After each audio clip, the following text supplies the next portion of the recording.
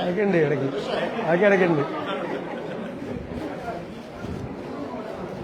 ഞാൻ ശബ്ദം കൺട്രോൾ ചെയ്ത് പുറത്തേക്ക് ആളിറങ്ങി, അവിടെ നിൽക്കുന്നവരെ പുറത്തേക്കാക്കി.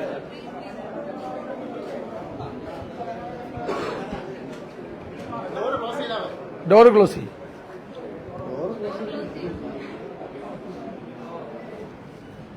ബഹളവും കേൾക്കില്ല. അവിടെ ഒന്നും മിണ്ടായിരിക്കാനും പറയണേ.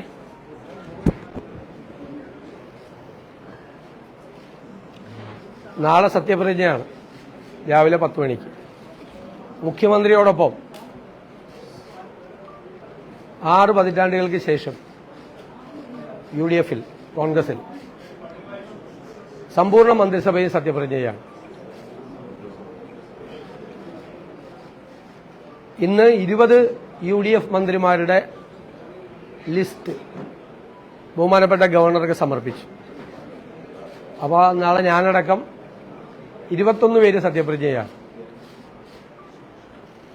ലീഗ് മന്ത്രിമാരുടെ മുസ്ലിം ലീഗ് പ്രഖ്യാപിച്ചു. ബാക്കിയുള്ളവരുടെ നിങ്ങൾക്കറിയാം.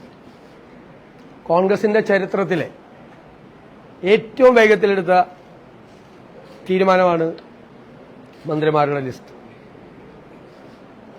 അതിൽ 63 MLA-മാർ കോൺഗ്രസിലുണ്ട്. ഒരുപാട് അർഹതപ്പെട്ട ആളുകളുണ്ട്. നമുക്കിതിൻ്റെ അകത്ത് ഉൾക്കൊള്ളിക്കാൻ പറ്റാത്ത ആളുകൾ, അർഹതപ്പെട്ട ആളുകൾ അക്ഷരാർത്ഥത്തിൽ. പക്ഷെ നമുക്ക് 11 പേരാണുള്ളത്. അപ്പോൾ നമുക്ക് കുറേ അർഹതയുള്ള ആളുകളെ പല സോഷ്യൽ ബാലൻസും റീജിയണൽ ബാലൻസും എല്ലാം കൂടി പരിഗണിക്കുമ്പോൾ അവരെ പരിഗണിക്കാൻ പറ്റിയിട്ടില്ല. അതിലെനിക്ക് വലിയ ദുഃഖമുണ്ട്, വലിയ പ്രയാസമുണ്ട്. വളരെ അടുത്ത സഹപ്രവർത്തകരാണ് പുറത്തു നിൽക്കുന്ന പലരും, ഇതിൽ പെടാത്ത പലരും. പക്ഷെ പല മാനദണ്ഡങ്ങൾ വെച്ച് കോൺഗ്രസ് പോലത്തെ ഒരു പാർട്ടി മന്ത്രിമാരെ നിശ്ചയിക്കുമ്പോൾ ഉള്ള ചില പരിമിതികൾ, ചില സാമൂഹ്യ യാഥാർത്ഥ്യങ്ങൾ, പ്രാദേശികമായ വിഷയങ്ങൾ, മേഖലയെ സംബന്ധിച്ച പ്രശ്നങ്ങളെല്ലാം അതെല്ലാം പരിശോധിച്ച് പ്രധാനപ്പെട്ട നേതാക്കളെല്ലാം കൂടിയാലോചിച്ച് AICCയുടെ അനുവാദത്തോടു കൂടിയാണ് ഇന്ന് 5 മണിക്ക് ശേഷം ഗവർണർക്ക് ഈ ലിസ്റ്റ് സമർപ്പിച്ചത്. ഞാൻ അവരുടെ പേര് വിവരങ്ങൾ ഞാൻ വായിക്കുകയാണ്. 20 പേരുടെ പേരുകൾ.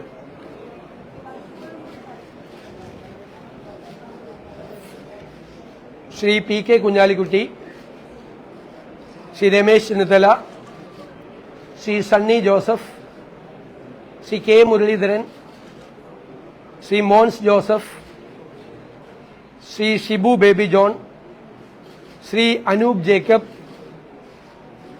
Shri CP John, Shri AP Anilkumar, Shri N Shamsudheen, Shri PC Vishwanath, Shri Roji M John,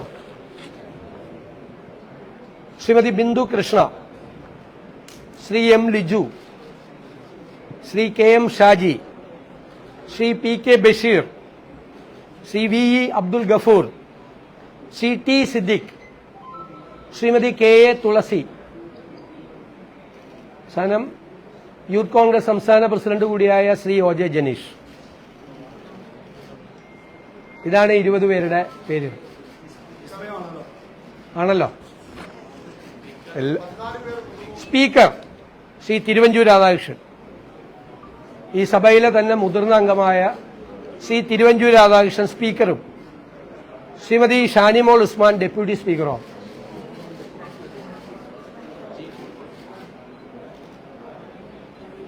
chief whip അത് കേരള കോൺഗ്രസിനാണ്. അദ്ദേഹം ശ്രീ PJ ജോസഫ് സാർ അത് പ്രഖ്യാപിക്കും.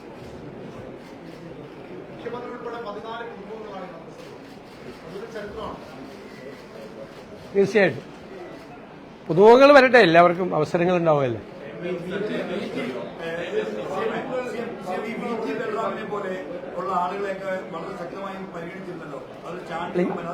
ഞാൻ പറഞ്ഞല്ലോ, ഇതിന്റെ അകത്ത് വരേണ്ട ചിലപ്പോൾ ഇതിൽ വന്ന പലരേക്കാളും അർഹതയുള്ള ആളുകളുണ്ട് പുറത്ത്. പക്ഷേ നമ്മൾ നോക്കുമ്പോൾ നമുക്കറിയാലോ, ഒരു പാർട്ടി ഇത് നിശ്ചയിക്കും. കോൺഗ്രസ് പോലത്തെ ഒരു പാർട്ടി തീരുമാനങ്ങൾ എടുക്കുമ്പോൾ സോഷ്യൽ ബാലൻസ്, റീജിയണൽ ബാലൻസ് ഇതൊക്കെ നോക്കണ്ടേ. അങ്ങനെ നോക്കുമ്പോൾ അർഹതയുള്ള 63 പേര് ജയിച്ചു വന്നിരിക്കുകയാണ്. ചരിത്രത്തിലെ ഏറ്റവും വലിയ വിജയമാണ്. അപ്പൊ അതില് കുറെ ആളുകൾ, എല്ലാവരും അല്ല, കുറച്ചാളുകൾ ഉറപ്പായിട്ട് വരണ്ട. പക്ഷെ 11 ഉള്ളു. 10 ഇതുവരെ ഉണ്ടായിരുന്നത് കോൺഗ്രസിന്, 11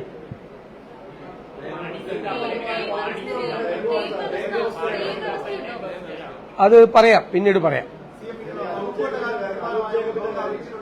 ഇല്ല, അത് പറയാം, പിന്നീട് പറയാം. വകുപ്പുകളുടെ കാര്യം, വകുപ്പുകളെല്ലാം ഏകദേശം തീരുമാനമായിട്ടുണ്ട്. ചെറിയ ചെറിയ കറക്ഷൻസ് മാത്രമേ ഉള്ളൂ. ഘടകകക്ഷികൾ തമ്മിലുള്ളതും ഏകദേശം പൂർത്തിയായിട്ടുണ്ട്. കുറച്ച് കാര്യങ്ങൾ കൂടി നോക്കണം. അത് സാധാരണ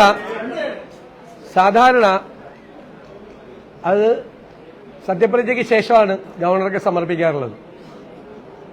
നാളെ അത് സമർപ്പിക്കും.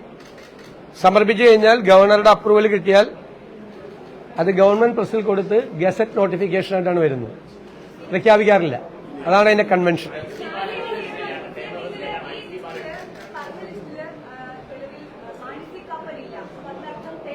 അത് പറഞ്ഞല്ലോ, ഞാൻ 3 ചോദ്യം വന്നത്. അപ്പൊ ഞാൻ പറഞ്ഞല്ലോ അത് പിന്നീട് പറയാമെന്ന് പറഞ്ഞു.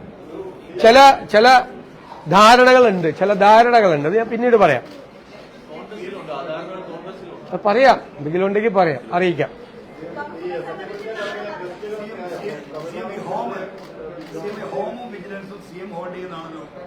അല്ലല്ല, അതൊക്കെ പറയാന്നേ. അതൊക്കെ നിങ്ങൾ ഗസറ്റ് നോട്ടിഫിക്കേഷനിൽ അടുത്ത വിസ്മയങ്ങൾ നോക്കിയോ.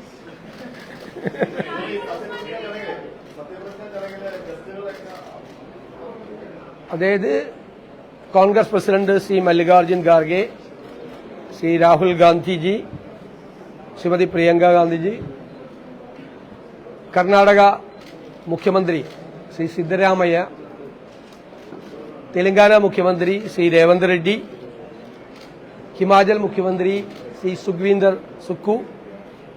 അതേ, ഞാൻ NSU അഖിലേന്ത്യാ സെക്രട്ടറി ആയിരുന്നപ്പോൾ ഹിമാചലിലെ NSU പ്രസിഡന്റ് ആയിരുന്ന ആളാണ്. പിന്നെ കർണാടക ഡെപ്യൂട്ടി മുഖ്യമന്ത്രി DK ശിവകുമാർ. പിന്നെ അവിടുന്ന് എല്ലാം നിരവധി മന്ത്രിമാരെല്ലാം വരുന്നുണ്ട്. അത് വരും, അത് വരട്ടെ, വരും, അദ്ദേഹം വരും, അത് വരും. അല്ല, പിന്നീട് അല്ല, ഇപ്പല്ല, നാളെ, പിന്നീട് നിരവധി മന്ത്രിമാർ വിവിധ സംസ്ഥാനങ്ങളിൽ നിന്ന് വരുന്നുണ്ട്. ബഹുമാന്യനായ പ്രതിപക്ഷ നേതാവ് ശ്രീ പിണറായി വിജയൻ, അദ്ദേഹം ഉണ്ടാവും. BJP സംസ്ഥാന പ്രസിഡന്റ് ശ്രീ രാജീവ് ചന്ദ്രശേഖർ വരാമെന്ന് സമ്മതിച്ചിട്ടുണ്ട്. ശ്രീ ബിനോയ് വിശ്വം വരാമെന്ന് സമ്മതിച്ചിട്ടുണ്ട്. വിവിധ കക്ഷി നേതാക്കൾ ഉണ്ടാവും. ഏറ്റവും ബഹുമാന്യനായ ശ്രീ പാണക്കാട് സാദിഖ് അലി ശിഹാബ് തങ്ങൾ ഉണ്ടാവും. എല്ലാവരും ഉണ്ടാവും. ഒന്നും തീരുമാനിച്ചിട്ടില്ല, ഒന്നും പറയില്ല. ഒരു ഡിമാൻഡും അവരാരും വെച്ചിട്ടില്ല, ഒരു ഡിമാൻഡും. അത്തരം കാര്യങ്ങളിലേക്ക് ഞങ്ങൾ ചർച്ച നടന്നിട്ടില്ല.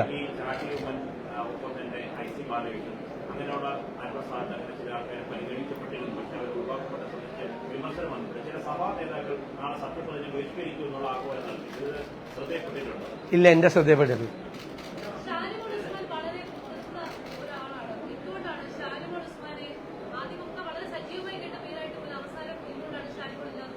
അല്ല, ഞാൻ വ്യക്തിപരമായിട്ട് ആരെക്കുറിച്ചും പറയുന്നില്ല. ഞങ്ങൾ ചർച്ച ചെയ്യാത്ത പേരുകൾ പോലും നിങ്ങൾ പറഞ്ഞുകൊണ്ടിരിക്കുകയായിരുന്നു. ഞാൻ എന്ത് ചെയ്യാൻ പറ്റും? നിങ്ങൾ തന്നെ മന്ത്രിസഭാ ലിസ്റ്റ് ഉണ്ടാക്കാൻ പോയാൽ നമ്മൾ എന്ത് ചെയ്യും?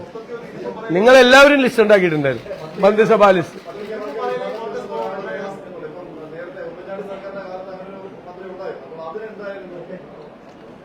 കഴിഞ്ഞ മന്ത്രിസഭയിൽ പട്ടികജാതി മന്ത്രി ഉണ്ടായിരുന്നില്ല. അവസാനം ഉണ്ടായിരുന്നോ? ചരിത്രത്തിൽ ആദ്യമായി 2 പട്ടികജാതി മന്ത്രിമാർ വരികയാണ്. സമീപകാലത്തെ ചരിത്രത്തിൽ ആദ്യമായി കോൺഗ്രസ് മന്ത്രിസഭയിൽ 2 സ്ത്രീകൾ വരികയാണ്. ഒരു ഡെപ്യൂട്ടി സ്പീക്കർ നഫീസത്ത് ബീവിയെ കഴിഞ്ഞതിന് ശേഷം ഒരു ഡെപ്യൂട്ടി സ്പീക്കർ, മുതിർന്ന നേതാവാണ് നഫീസത്ത് ബീവി അല്ലേ, ഒരു ഡെപ്യൂട്ടി സ്പീക്കർ ഒരു വനിത കൂടി വരികയാണ്. ഒന്നും ശ്രദ്ധിച്ചില്ല.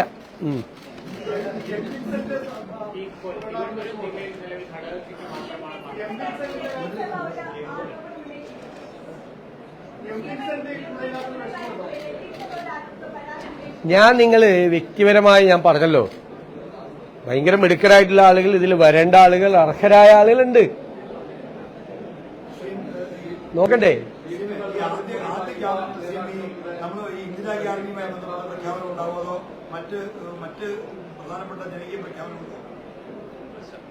ക്യാബിനറ്റ് കഴിഞ്ഞിട്ട് നിങ്ങളെ കാണും, തീരുമാനങ്ങൾ പ്രഖ്യാപിക്കും.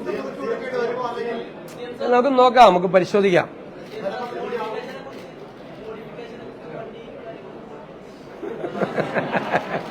നമുക്ക് പറഞ്ഞിട്ടുണ്ടെങ്കിൽ അത് പറഞ്ഞിട്ടുണ്ടല്ലോ, അതൊക്കെ നടക്കുമല്ലോ.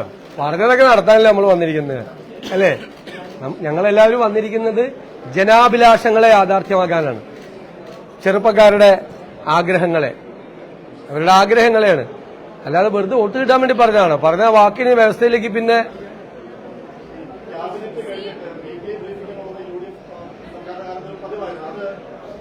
നോക്കാം, നമുക്ക് ആലോചിക്കാം. എന്തായാലും ഞാൻ നിങ്ങളെ കാണാതെ പോണ ആളല്ലല്ലോ. ഇന്നലെ ഇന്നും മിനിങ്ങാന്നുമായിട്ട് എത്ര പ്രാവശ്യം നിങ്ങളെ കണ്ടില്ല? ലോകത്ത് ആരെങ്കിലും ഇങ്ങനെ കണ്ടിട്ടുണ്ടാവും? അല്ല, ഞാൻ ചോദിച്ചത്, നിങ്ങളെ കാണുന്ന ഒരു രസമല്ലേ? നിങ്ങൾ എന്നെ വിമർശിക്കുകയും വേണം. നിങ്ങളെ വിമർശിക്കുകയും വേണം, തെറ്റുകളെ ചൂണ്ടിക്കാണിക്കുകയും വേണം. നിങ്ങൾ തെറ്റുകൾ ചൂണ്ടിക്കാണിച്ചാൽ നമ്മളത് തിരുത്തും.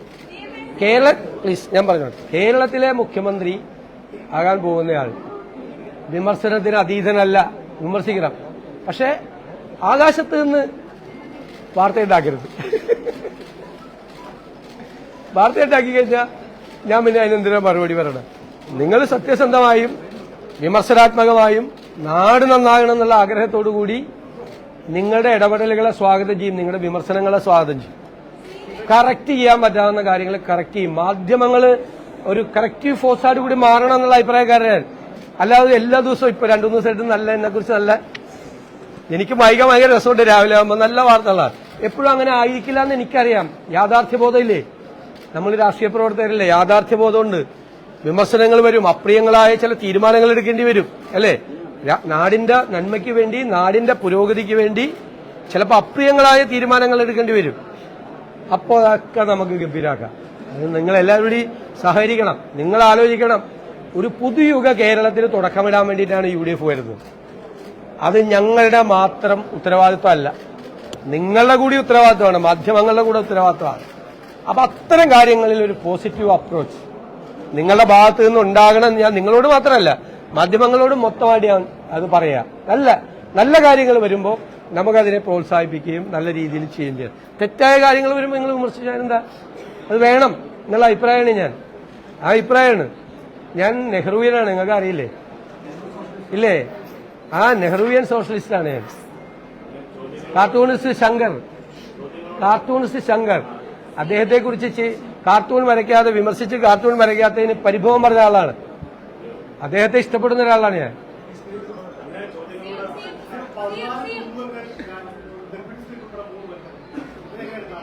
അതല്ലേ, ഞാനത് പറഞ്ഞു. അതൊക്കെ അപ്രീഷിയേറ്റ് ചെയ്യപ്പെടേണ്ട കാര്യങ്ങളല്ലേ. ഞാൻ പറയാം, കുറവുകളുണ്ട്. ഞാനത് സമ്മതിക്കുന്നു, കുറവുകളുണ്ട്. പക്ഷെ ഒരു പാർട്ടിയല്ലേ തീരുമാനം എടുക്കുമ്പോഴുള്ള എങ്ങനെ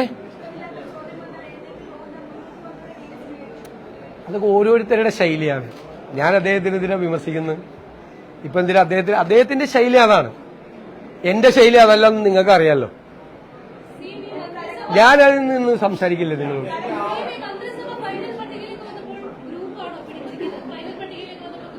വേണമെങ്കിൽ നോക്കാം, അങ്ങനത്തെ ഒരു വാർത്ത കൊടുക്കാം. അത് നിങ്ങളുടെ സ്വാതന്ത്ര്യം. ഇതിന്റെ അകത്ത് എന്ത് ഗ്രൂപ്പാണുള്ളത്? ഏത് ഗ്രൂപ്പാണ് ഇതിനകത്തുള്ളത്? നിങ്ങൾ നോക്ക്, ഒരു കോൺഗ്രസ് നേതാവും ഒരു വ്യക്തിക്ക് വേണ്ടിയിട്ടും ഒരു അനാവശ്യമായ സമ്മർദ്ദം ചെലുത്തിയിട്ടില്ല.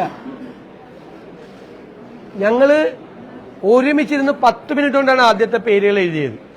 അവസാനം 1-2 പേരുകൾ, 2-3 പേരുകൾ ഞാൻ നേരത്തെ പറഞ്ഞ ചില മാനദണ്ഡങ്ങൾ കൂടി കണക്കാക്കി അതിന്റെ എല്ലാ കാര്യങ്ങളും കൂടി ചർച്ച ചെയ്തിട്ടാണ് ആ തീരുമാനമെടുത്തത്.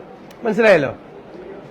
അല്ലാതെ വീതം ഏത് ഗ്രൂപ്പാ വീതം വയ്ക്കാൻ? ഒരു ഗ്രൂപ്പുമില്ല. ഒരു നേതാവും ഒരു ഗ്രൂപ്പും ആരും ഒരു പ്രഷറും ചെലുത്തിയിട്ടുണ്ടെങ്കിൽ ഈ 24 മണിക്കൂർ നടക്കുമോ? ശരിക്കും ഇന്നലെ വൈകുന്നേരം പ്രോസസ്സ് തുടങ്ങുന്നത്. ഞാൻ ഇന്നലെ രാവിലെ 11 മണിക്കാണ് എത്തുന്നത്. ഞാൻ പ്രധാനപ്പെട്ട ആളുകളെ കണ്ടതിന് ശേഷം ഇന്നലെ ഏകദേശം വൈകുന്നേരം 5 മണിക്കാണ് ഇതിന്റെ ഒരു സ്റ്റാർട്ട് ചെയ്യുന്നത് ചർച്ച. ഇന്ന് വൈകുന്നേരം 5 മണിക്ക് ഗവർണർക്ക് ഇത് സബ്മിറ്റ് ചെയ്തു. മറ്റ് നേതാക്കന്മാര് കോൺഗ്രസിന്റെ അകത്ത് ഘടകകക്ഷികളുടെ അടുത്ത് അവർ സഹകരിച്ചില്ലെങ്കിൽ നടക്കും. നിങ്ങൾ അതൊക്കെ ഒന്ന് ആലോചിക്കുക. നടക്കുക ശരിയല്ലേ ഞാൻ പറഞ്ഞത്? ആ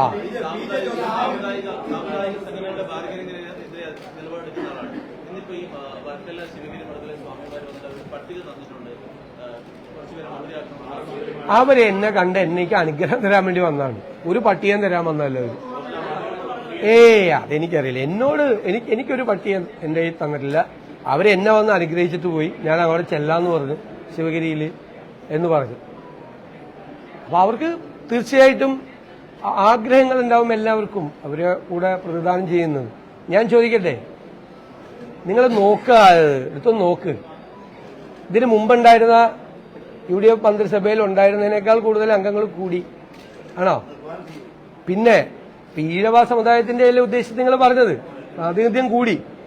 പിന്നെ മുഖ്യമന്ത്രിയേക്കാൾ വലിയ ശ്രീനാരായണീയൻ ആരാളുള്ളത്? ഞാൻ ഭയങ്കര ശ്രീനാരായണീയനാണ്.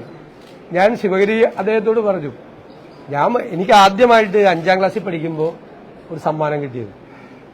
അത് ഗുരുദർശനത്തെക്കുറിച്ച് ഉപന്യാസം എഴുതിയതാണ്. 5ാം ക്ലാസ്സിൽ പഠിക്കുമ്പോൾ ആദ്യത്തെ സമ്മാനമാണ് കിട്ടിയത്. പിന്നെന്താ വേണ്ടത്?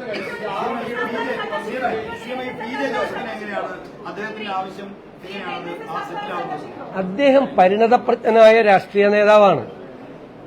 കഴിഞ്ഞ തെരഞ്ഞെടുപ്പിൽ 2 സീറ്റ് കോൺഗ്രസിന് വിട്ടുതരാൻ സൗമനസ്യം കാണിച്ച രാഷ്ട്രീയ നേതാവാണ്. ഈ UDFിലെ ഏറ്റവും മുതിർന്ന നേതാവാണ്. എല്ലാ അനുഗ്രഹങ്ങളും എല്ലാ ഗൈഡൻസും ഞങ്ങൾക്ക് തരുന്ന ആളാണ്. അദ്ദേഹത്തെയൊക്കെ നമ്മളങ്ങനെ കൈകാര്യം ചെയ്യാലല്ലോ.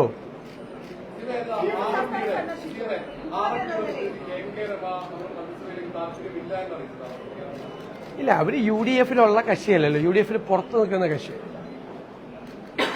ശരിയപ്പോ എന്തോരം നേരെ ഇംഗ്ലീഷോ യുവാസ്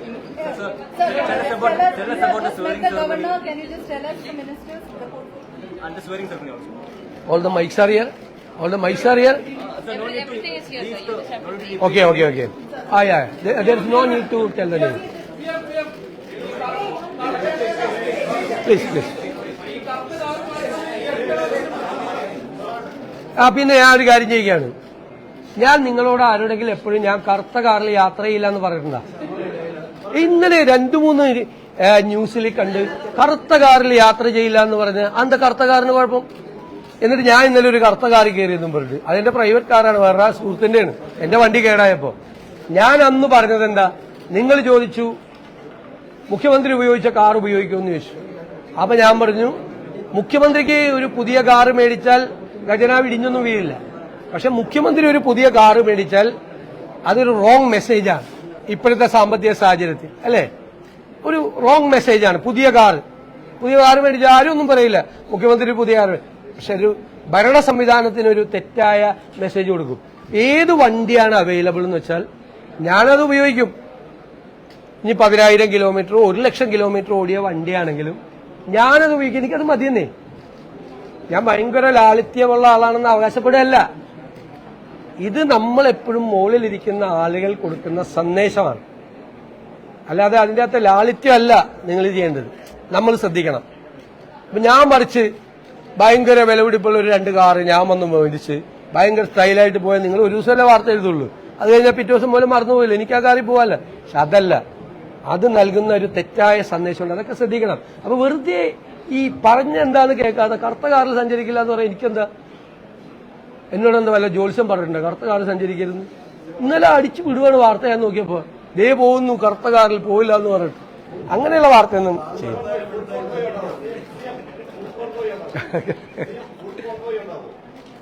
അതൊക്കെ ഞാൻ പറഞ്ഞല്ലോ, ഫുൾ കോൺവോയ് വേണ്ട എന്ന്. പോലീസ് ഞാൻ എസ്കോർട്ട് കൂടി വേണ്ട എന്ന് പറഞ്ഞത് സമ്മതിച്ചില്ല. പോലീസ് 3 വണ്ടി കൂടുതൽ കോൺവോയിൽ. നേരത്തെ പരാതികൾ 30-40 വണ്ടികൾ, ആംബുലൻസ് ഒരുപാട്. അത് ഞാൻ അദ്ദേഹത്തെ കുറ്റപ്പെടുത്തിയല്ല. Z+ കാറ്റഗറിയാണ് മുഖ്യമന്ത്രി, Z+ കാറ്റഗറിയാണ്. അപ്പൊ അത് യൂണിയൻ ഗവൺമെന്റും ഒക്കെ അത് ശ്രദ്ധിക്കുന്നതാണ്, അത് പറയുന്നതാണ്. പക്ഷെ ഞാൻ ആലോചിച്ചെന്താന്ന് വെച്ച് കഴിഞ്ഞാൽ എന്റെ പ്രായത്തിലുള്ള എന്റെ പൊളിറ്റിക്കൽ പശ്ചാത്തലമുള്ള ഒരാൾ മുഖ്യമന്ത്രിയായി വന്നു, ഒരു 10-30-40 വണ്ടി കൂടി റോഡിൽ കൂടി പോകുന്നു. ഞാനാണ് റോഡിൽ നിന്ന് ആ കാഴ്ച കാണുന്നതെങ്കിൽ ഞാൻ എന്തു വിചാരിക്കുമെന്ന് ഞാൻ ചിന്തിച്ചു. എനിക്ക് ദേഷ്യം തോന്നും, എനിക്ക് നിരാശ തോന്നും, എനിക്ക് പുച്ഛം തോന്നും, എനിക്ക് പരിഹസിക്കാൻ തോന്നും, എനിക്ക് ചിരിക്കാൻ തോന്നും, വല്ലാത്ത ദേഷ്യവും വരും. ഇല്ലേ? ഇപ്പൊ ഞാനാണ് വഴിയിൽ റോഡ് ബ്ലോക്ക് ചെയ്യുമ്പോ കാത്ത് എന്റെ വണ്ടിയായിട്ട് ഞാൻ കിടക്കുവാണെങ്കിലാ, നിങ്ങൾ ആരെങ്കിലും കിടക്കുവാണെങ്കിലാ, 5 മിനിറ്റൊക്കെ ആവാം, അരമണിക്കൂറായില്ല, 1 മണിക്കൂറായില്ല, എവിടെയൊക്കെ പോകേണ്ട ആളല്ല, അതൊന്നും വേണ്ടെന്ന് പറയും. അത് ഞാൻ ആ വഴിയിൽ നിൽക്കുന്ന ഒരാളായി, അല്ലെങ്കിൽ ആ പോലീസ് സ്റ്റോപ്പ് ചെയ്തിരിക്കുന്ന അകത്ത് ഒരു കാറിലിരിക്കുന്ന അത്യാവശ്യത്തിന് പോകേണ്ട ഒരാളായി ഞാനൊന്ന് സങ്കല്പിച്ചു നോക്കി. അപ്പൊ ഞാൻ എടുത്ത തീരുമാനമാണത്. അത് വേറെ ഞാൻ ഭയങ്കര ലാളിത്യക്കാരനാണ്, ഭയങ്കര സിമ്പിളാണ് എന്നൊന്നുള്ളൊരു മെസ്സേജ് കൊടുക്കാൻ വേണ്ടിയിട്ടല്ല. പക്ഷെ ഇപ്പൊ നമുക്ക് അതൊക്കെ വേണം. ഇതൊന്നുമല്ല. ഞാൻ പണ്ട് ഓസ്ട്രേലിയയിലെ മെൽബണിൽ പോയപ്പോ ഒരു ഷോപ്പിംഗ് മാളിൽ നിൽക്കുമ്പോൾ അവിടുത്തെ ഡിഫൻസ് മിനിസ്റ്റർ ഒരു കാറിൽ വന്ന് അദ്ദേഹം ഭാര്യയായിട്ട് വന്ന് ഡ്രൈവ് ചെയ്ത് വന്ന് ഷോപ്പിങ്ങിന് പോണ ഞാൻ കണ്ടിട്ടുണ്ട്. 15 കൊല്ലം മുമ്പാണ്.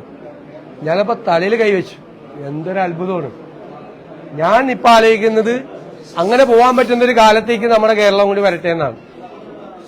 ഏത് വേറെ സമരവും പ്രശ്നവും തടയലും പിടിയിലും ഒക്കെയുള്ള സംസ്ഥാനമാണ് കേരളം, അല്ലേ? അതൊക്കെ കൊണ്ടായിരിക്കാം മന്ത്രിമാരും മുഖ്യമന്ത്രിമാരും സംരക്ഷണവും പിന്നെ പലതരത്തിലുള്ള ഇന്റലിജൻസിന്റെ റിപ്പോർട്ടും ഒക്കെ കൊണ്ടാണ്.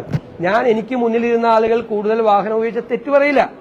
അവരൊക്കെ പല സന്നിഗ്ധ ഘട്ടങ്ങൾ കയറി ആ സ്ഥാനത്ത് വന്ന ആളുകളാണ്. അവരുടെയൊക്കെ ജീവിതത്തിൽ പ്രതിസന്ധികളും വെല്ലുവിളികളും ഒക്കെ ഉണ്ടായിട്ടുണ്ട്. ഇനി ഞാൻ പിണറായി വിജയനെ കളിയാക്കി പറഞ്ഞതല്ല, ഞാൻ പറയില്ല അങ്ങനെ. അദ്ദേഹം വേറൊരു ഞാൻ വന്ന സാഹചര്യത്തിൽ വന്ന ആളല്ല. അദ്ദേഹത്തിന്റെ സ്റ്റേച്ചർ അല്ല ഞാൻ മുഖ്യമന്ത്രിയാകുമ്പോൾ എനിക്കുള്ള സ്റ്റേച്ചർ. നമ്മളത് കരുണാകരനോ AK ആന്റണിയോ ഉമ്മൻചാണ്ടിയോ മുഖ്യമന്ത്രിയായിരിക്കുമ്പോൾ അവർക്കുള്ള സ്റ്റേച്ചർ അല്ല എനിക്കുള്ളത്. ഞാൻ ഇതെല്ലാം ആലോചിച്ചിട്ടാണ്. അത് വേറെ തരത്തിൽ അത് വ്യാഖ്യാനിക്കണ്ട. നമ്മൾ നമ്പർ ഇറക്കുകയാണെന്നോ അല്ല, വേണ്ട. അത് നമ്പർ 2 ദിവസം നിൽക്കുള്ളൂ, അല്ലേ? അതല്ല. അതുകൊണ്ടാണ് ഞാൻ ആലോചിച്ച് ഉറച്ച തീരുമാനം പണ്ട് എന്റെ മനസ്സിലുണ്ടായിട്ടുണ്ട്. മുഖ്യമന്ത്രി ആവുമ്പോ അങ്ങനെ ചെയ്യണമെന്നല്ല. ശരിയാ. ഇനി എന്ത് English sorry. Now, after 60 years, the UDF complete cabinet is going to be swearing tomorrow at 10 o'clock. After 60 years, the complete cabinet. And we have discussed with the coalition partners. We have interacted with all the Congress leaders within the party, and we are very much delighted to say that we have completed the entire process within 24 hours, which is the fastest one in the history of Kerala. This is because even after the election, the team UDF is team UDF itself. The leaders are respecting each other. But I know that Congress is having 11 cabinet ministers. We have 63 MLAs. There are so many persons now not in the cabinet. Those who are more eligible than many others. But unfortunately, we have to consider the social balance, the regional balance, and the women representation, the Dalit representation, many things. So we are not able to include all the eligible persons in the cabinet. We have included 2 members from the SC community. There are 2 women in the cabinet, 1 deputy speaker also. 3 women are accommodated in this case. We have done our maximum. So I expect all of that support from the media side also.